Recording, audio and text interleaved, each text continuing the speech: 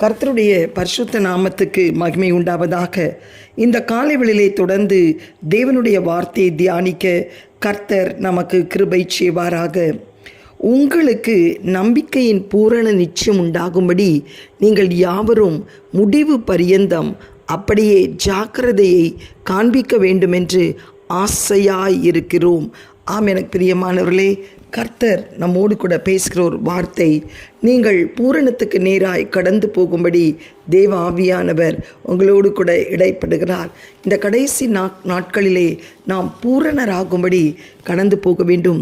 கர்த்தராகிய இயேசு கிறிஸ்துவின் விலையேற பெற்ற இரத்தத்தினால் கழுவி சுத்திகரிக்கப்பட்ட தேவ பிள்ளைகள் உட்பட இந்த பூமியில் உள்ள எந்த ஒரு மனிதனும் பூரணப்பட்டவன் அல்ல.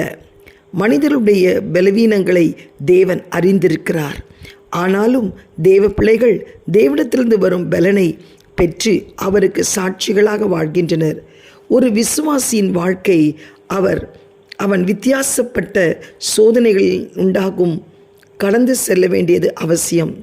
அவைகளை அவன் கிறிஸ்துவுக்குள் தெரிந்தவனாக நிறுத்துகின்றன. எவ்வளவுக்கு எவ்வளவு அவன் சோதனைக்குட்படுகிறானோ, சோதனையிலே அவன் தள்ளப்படுகிறானோ, பாடுகளுக்கு பங்காளியாய் மாறுகிறானோ, அவன் கிறிஸ்துவில் தேறினவனாக நிறுத்தப்படுகின்றான். தேவனுடைய வார்த்தையில் ஒருவன் வளரும்போது அந்த வார்த்தையின் ஆழத்தை புரிந்து கொள்கிறான். காரணம், தேவனுடைய உண்மையான அன்பு அவருடைய வார்த்தையில் உள்ளடங்கி இருக்கிறது. ஒரு தேவ பிள்ளை பூரணராகும்படி ஒரு நிலையிலிருந்து மற்றொரு நிலை கடந்து செல்லும்போது தேவன் அதை அனுமதிக்கிறார். இந்த பூரணராகும் அனுபவம் அவனுடைய ஆவியில் காணப்படும். அந்த ஆவியின் முதிர்ச்சியை நாம் பார்க்கும்போது அவன் பூரணத்துக்கு நேராய் கடந்து போகிறான் என்பது உண்மை. தேவனுடைய அதிகாரம் மற்றும் அவருடைய வழிநடத்தலுக்கு தன்னை விட்டு கொடுப்பதை பொறுத்து அமைகின்றன. பூரணராகும்படி கடந்து போவதின் நோக்கம் என்னவெனில், இப்பூமியில் வாழும் வாழ்க்கையை விட்டு தேவனுடைய ராஜ்யத்தில் பிரவேசிக்க ஆயத்தமாக்கும் வாழ்க்கை. இப்பூமியில் வாழும் நாட்களெல்லாம் தேவன் கொடுக்கிற அறிவுகளை பின்பற்றி நாட்களை பூரணமடைகிறோம். கர்த்தராகிய இயேசு கிறிஸ்துவின் இரகசிய வருகையில் எதிர்பார்த்து கொண்டிருக்கிறோம். கடைசி நாட்களில் வாழ்ந்து கொண்டிருக்கிறோம். எக்காலம் துணிக்கும் போது, ஏறிவா என்ற சத்தம் கேட்கும்போது மதிய ஆகாயத்தில் கர்த்தர் வெளிப்படுவார். அப்பொழுது கிறிஸ்துவுக்குள் மரித்தவர்கள் முதலாவது எழுந்திருப்பார்கள். பின்பு அவருக்குள் பூரணராய் வாழ்கின்றவர்கள் எடுத்து கொள்ளப்படுவார்கள். அவர்கள் சாவாமையை தரித்து கொண்டு என்றென்றைக்கும் கர்த்தரோடு இருப்பார்கள். எனவே அன்பான தேவ பிள்ளையே, ஒவ்வொரு நாளும் பூரணராகும்படி கடந்து போகும் வாஞ்சையோடு பரிசுத்தமாய் நடக்கும் வைராக்கியத்தோடு வாழுங்கள். பழைய வாழ்க்கையை, செத்த கிரியைகளை உங்களை விட்டு முற்றும் அகற்றுங்கள். தேவன் பேருள்ள விசுவாசத்திலும் அவருடைய அன்பிலும் அவரை அறிகிற அறிவிலும் நாள்தோறும் வளர்ந்து பெருகுங்கள். தேவன் உங்களை நடத்தும் சகல பாதைகளுக்கும் முற்றிலும் உங்களை ஒப்பு கொடுத்து அர்ப்பணித்து அவருடைய சித்தம் நிறைவேற ஒப்புக்கொடுங்கள். சத்திய ஆவியாகிய தேற்றரவாளன் சகல சத்தியத்திற்குள்ளும் உங்களை நடத்த, மகிமையில் நிலைநிறுத்த உங்களை அர்ப்பணியுங்கள். பூரணராகும்படி கடந்து போங்கள். பூரணராகாமல் நாம் தேவனுடைய ராஜ்யத்திலே சுதந்திரிக்க முடியாது. எவ்வளவுக்கு எவ்வளோ தேவனால் புடமிடப்படுகிறோமோ நாம் பூரணத்திற்கு நேராய் கடந்து போவோம். யோபு தன்னுடைய புத்தகத்திலே சொல்கிற ஒரு வார்த்தையை கவனித்து பாருங்கள். முன்னாக போனாலும் அவரை அறியேன், பின்னாலேயும் அறியேன், வலதுபுறத்திலும் இடதுபுறத்திலும் நான் அவரை காணேன்.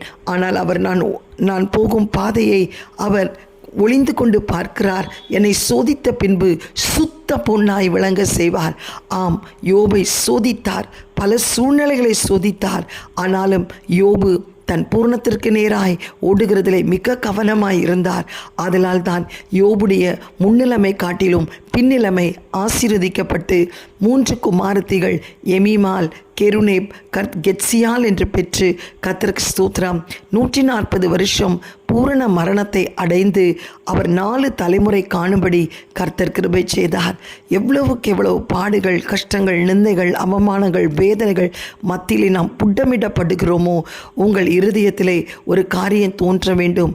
நான் பூரணத்திற்கு நேராய் என்னை கர்த்தர் அழைத்து செல்லுகிறார். அந்த பூரணத்திற்கு நேராய் அழைத்து செல்லும்போது பின்வாங்கி போகாதீர்கள். தேவனிடத்தில் இன்னும் கிட்டி சேருங்கள். பரிசுத்தாவின் அபிஷேகத்தில் நிரம்புங்கள். அந்நிய பாஷை பேசுங்கள். ஆண்டவருக்கு நேராய் உங்கள் இருதயத்தை திருப்புங்கள். கர்த்தர் பூரணராக்க நம்பிக்கையோடு கடந்து போங்கள். அப்பொழுது தான் எக்கால துணிக்கும் போது எரிவா என்ற சத்தம் கேட்கும்போது இமைப்பொழுதிலே நீங்கள் மறுரூபமாக்கப்படுவீர்கள். கண்களை மூடி ஜெபிக்கலாமா? ஆண்டவர், இந்த கடைசி நாட்களில் வந்திருக்கிறோம் அப்பா.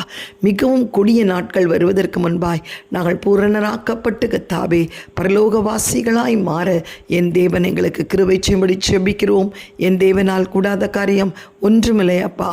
நாங்கள் நினைக்கிறதற்கும் ஜெபிக்கிறதற்கும் வேண்டுவதற்கும் மேலான அற்புதங்களையும் அதிசயங்களையும் செய்கிற தேவன் என்பதை நாங்கள் விசுவாசிக்கிறோம். ஆண்டவரே, பூரணத்திற்கு நேராக எங்களை நடத்துவீராக, எங்களை பூரணப்படுத்துவீராக அப்பா. ஆண்டவரே, மகிமின் மேல் மகிமையடைய எங்களுக்கு உதவி செய்யும். பாடுகள் கஷ்டங்கள் மத்தியில் நாங்கள் கடந்து போகும்போது கர்த்தாவே, உம்முடைய சாயலுக்கு ஒப்பா எங்களை மாற்றும். உம்முடைய குணாதிசயங்கள் எங்களுக்குள்ளே பிரதிபலிக்கட்டும். ஆண்டவரே, உம்முடைய திவ்ய சுபாவம் வெளிப்பட கர்த்தர் உதவி செய்யும். தாழ்த்துகிறோம், உம்முடைய கரத்தில் ஒப்புக் கொடுக்கிறோம் அப்பா. தேவ நாமம் மகிமை பெறட்டும். இயேசுவின் மூலம் நல்ல பிதாவே, ஆமேன். அல்லேலூயா. God bless you all. Have a blessed day. Amen.